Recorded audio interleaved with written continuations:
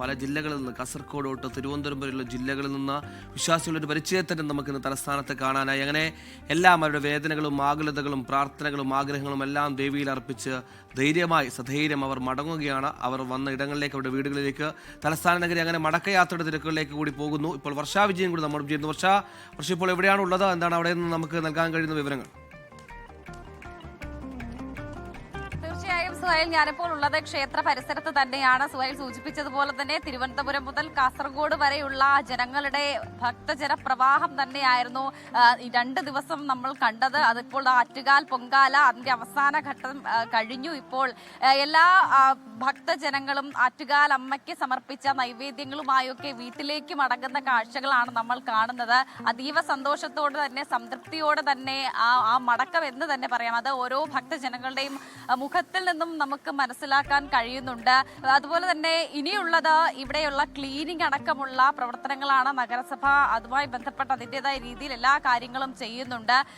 ഈ നിലവിൽ ഇനി ഇവിടെ കൃത്യമായ ക്ലീനിങ് അടക്കം നടത്തി പഴയതുപോലെ തന്നെ തലസ്ഥാന നഗരിയെ രൂപപ്പെടുത്തിയെടുക്കാനാണ് ഇനിയുള്ള ശ്രമങ്ങൾ. എന്തായാലും എല്ലാം അതിൻ്റെതായ രീതിയിൽ സന്തോഷത്തോടെ സംതൃപ്തിയോടെ മടങ്ങുന്ന അമ്മമാരൊക്കെ ഇതാ നമുക്ക് മുന്നിൽ ഇങ്ങനെയുണ്ട്. അമ്മമാർക്കൊക്കെ എന്താണ് പറയാനുള്ളത്? അമ്മമാരൊക്കെ സംതൃപ്തിയിലാണോ, സന്തോഷത്തിലാണോ? ഇനി അടുത്ത പൊങ്കാലയ്ക്ക് ആ വരവിനായുള്ള കാത്തിരിപ്പാണോ എന്നൊക്കെ അറിയേണ്ടതുണ്ട്. യെസ്, പൊങ്കാലയൊക്കെ ഇട്ട് വീട്ടിലേക്ക് മടങ്ങുവല്ലേ? സന്തോഷാണോ, സംതൃപ്തിയാണോ? സന്തോഷം, സംതൃപ്തി. എല്ലാ വർഷവും വന്നിട്ടുണ്ടോ? എല്ലാ വർഷവും വരും. അതുപോലെ തന്നെ ഈ പൊങ്കാല നമ്മള് എല്ലാ സംതൃപ്തിയോടെ സന്തോഷത്തോടെ ഒരു പരാതി ഇല്ലാതെ നമ്മളിങ്ങനെ പോവാണല്ലേ? അതെ അതെ, സന്തോഷം. അടുത്ത വർഷവും ഇതേ സന്തോഷത്തോടെ നമ്മൾ തിരികെ വരും അല്ലേ?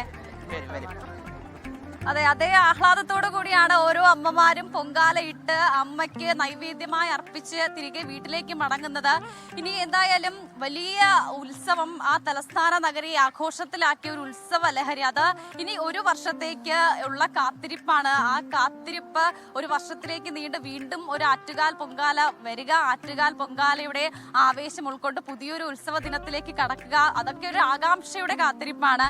എല്ലാ തരത്തിലുള്ള ഉത്തരവാദിത്വങ്ങളും അധികൃതർ അതേപടി ചെയ്തിട്ടുണ്ട് എന്നുള്ളതാണ്. അത് പോലീസ് ഉദ്യോഗസ്ഥരായാലും മെഡിക്കൽ സംവിധാനങ്ങളായാലും അതിൻ്റെതായ രീതിയിൽ ഉത്തരവാദിത്തങ്ങൾ ചെയ്തു. നിലവിൽ വരുന്ന ഭക്തർക്ക് യാതൊരു തരത്തിലുള്ള പ്രശ്നങ്ങളും ഉണ്ടാകാത്ത രീതിയിലാണ് എല്ലാ കാര്യങ്ങളും ചെയ്തിട്ടുള്ളത്. കാരണം 4000-ഓളം പോലീസ് ഉദ്യോഗസ്ഥരെയും അതുപോലെ തന്നെ മെഡിക്കൽ സംവിധാനങ്ങളെല്ലാം സജ്ജമായിരുന്നു.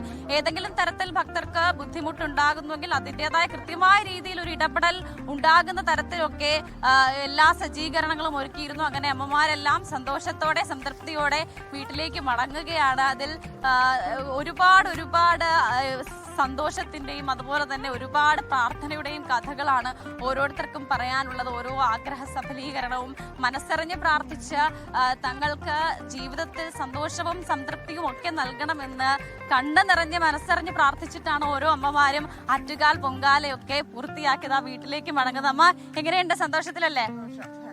ഹാപ്പി. ഓക്കെ, ഇനി അടുത്ത വർഷം നമ്മൾ വരുവാ അല്ലേ? എങ്ങനെ ഉണ്ടായിരുന്നു ആഗ്രഹം? അതെ, എല്ലാ വർഷം വരണമെന്ന്. ഓരോ വർഷം വരാൻ പറ്റൂല എന്ന് വിചാരിക്കും. നമുക്ക് സമയമാകുമ്പോൾ നമുക്ക് വരാൻ പറ്റുന്നു. അത് വലിയൊരു അനുഗ്രഹമാണ്. എവിടെ നാടെവിടാ? കൊല്ലം. കൊല്ലത്തുനിന്ന് വരുവാ? ചാത്തന്നൂര്. അപ്പൊ സന്തോഷമായിട്ട് എല്ലാവരും വീട്ടിലേക്ക് മടങ്ങും അല്ലേ?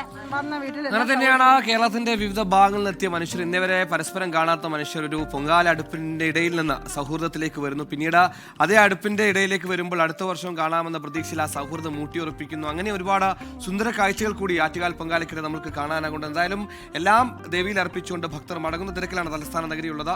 ലോകത്തെവിടെയായാലും ഏത് സമയത്തും 24 വാർത്തകളും ഓഗ്മെന്റഡ് റിയാലിറ്റി പാക്കേജുകളും എക്സ്പ്ലെയിനറുകളും വിശദമായി കാണാൻ ഞങ്ങളുടെ യൂട്യൂബ് ചാനൽ നിങ്ങൾക്ക് സബ്സ്ക്രൈബ് ചെയ്യാം.